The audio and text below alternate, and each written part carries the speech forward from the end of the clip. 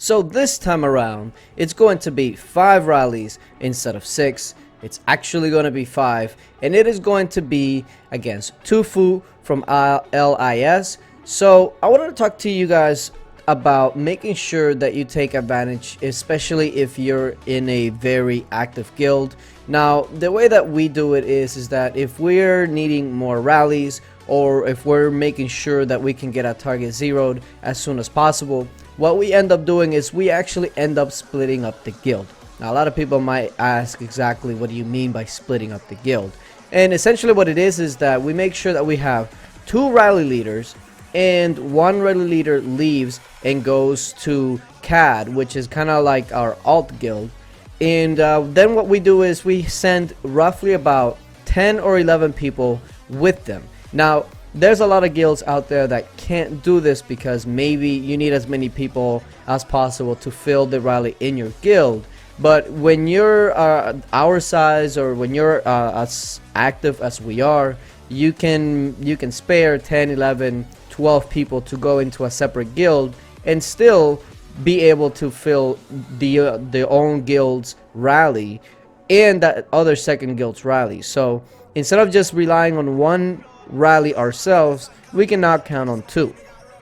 Now also, this is why it is good to have allies that are going to actually be able to help you, because a lot of times a lot of people, what they do is they ask for a nap or a like an alliance, and they just kind of feel like, okay, well, since we have a nap, we don't have to worry about it. But if you really want to go ahead and start zeroing people, you want to make sure that you have allies that you can actually count on and that you know that are going to be there more often than not. Because if not, then what's the point of having them as allies to begin with? So here we're gonna have Boast leading the rally for CAD. We have our own AO11's gonna be rallying for us. But also, aside from us both, we also have SW, we're gonna have QR, and then GFM is also gonna be following up. So we got the scout, and a lot of people really don't see the necessity of anti-scout, especially once they get to a certain size. They just feel like, oh, even if you do get a scout on me, you can't really do much. And I can't emphasize enough how important an anti-scout is, even if you think that you're safe. Because what ends up happening is if you give them your troop count, then they can start taking a look at, okay, how many rallies would it take for us to actually take them down? What would be the best troop composition, etc. But if you do have an anti-scout, if you're 600 million, 700 million with an anti-scout, you definitely don't seem as such as an amazing target, unless we know like, oh, he only has 11 million troops, so that's not really too much. We can go ahead and actually rally that. So make sure that you're always running anti if you don't have a shield on. Another little mistake that I see a ton of people make, and it's not only just with anti-scout but with shields in general, and this is something that I try to tell people all the time. If you're shielded, if you're running anti-scout, whatever it is that you're doing at the moment, don't try to milk every single second, every single minute, because essentially what's going to happen is that you're going to slip. Like if your shield is going to expire in 40 minutes and you're about to go to bed, you don't need to wait those extra 40 minutes to shield again. You can just hit 24-hour shield, 8-hour shield, whatever you usually do, without having to wait. And a lot of times the people that get zeroed, that get caught offline, etc., are those same people that try to just milk every single second of everything, and that's when mistakes happen. So don't be that guy or gal. Make sure that you just shield or run anti-scout whenever possible and refresh whenever you can. Now, let's actually go ahead and take a look at this rally. We're about to walk, and this is going to be very important because the order is going to be really, really important. Once you go ahead and test their formation, and a lot of people ask, well, how do you test the formation if they're running anti-scout? Well, the simple answer is you wouldn't be able to, which is another reason why you would want to run anti-scout. But once you have the formation, then you can go ahead and actually start formulating a plan on how these rallies are going to hit. So looks like everybody is pretty much ready to go. We have all our timers, and now it's just a matter of making sure that everybody walks at the right time. And I also want to point out that we don't remember seeing any sort of reinforcements. So make sure that you're in a guild that can at least reinforce you, even if it's just the one time.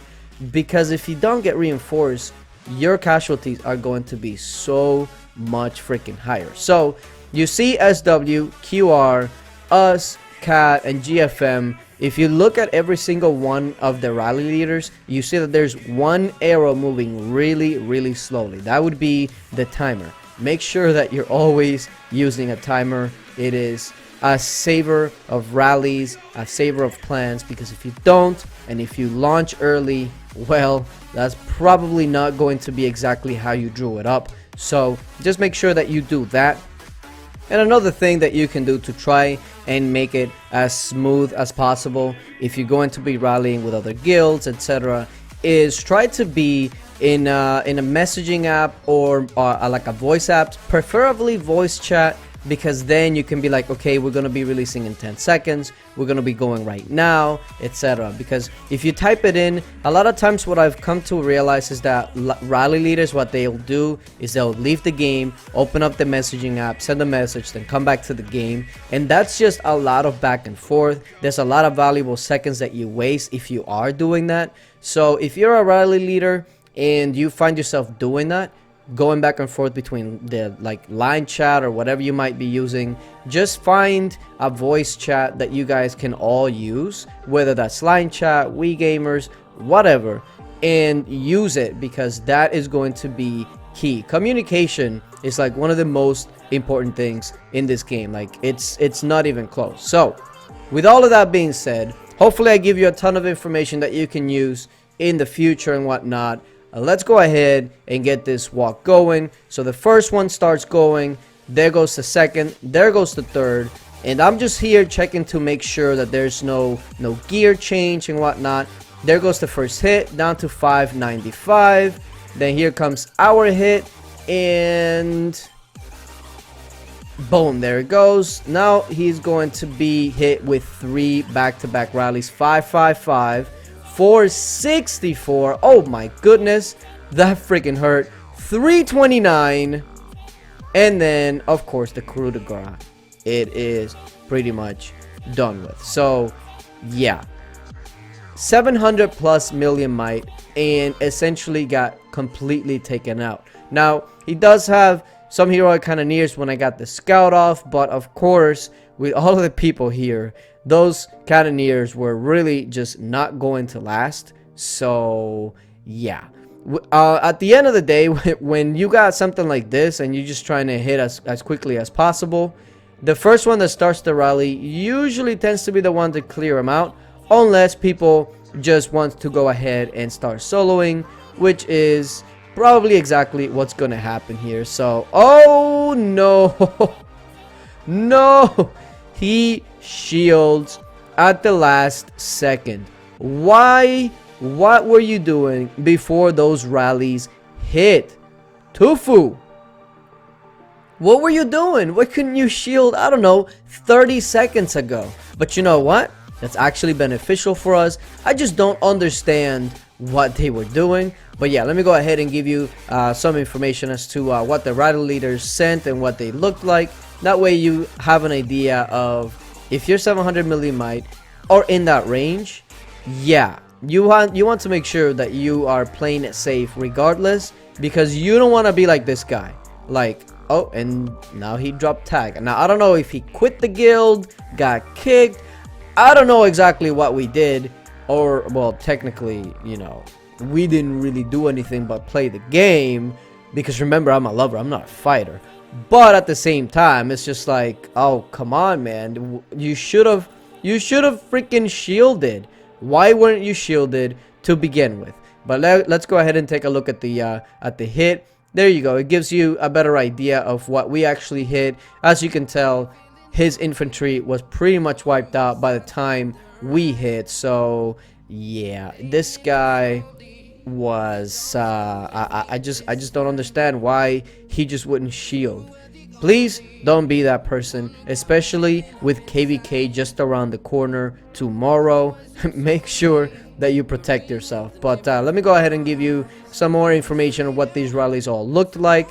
There goes the first hit, the second, the third, etc.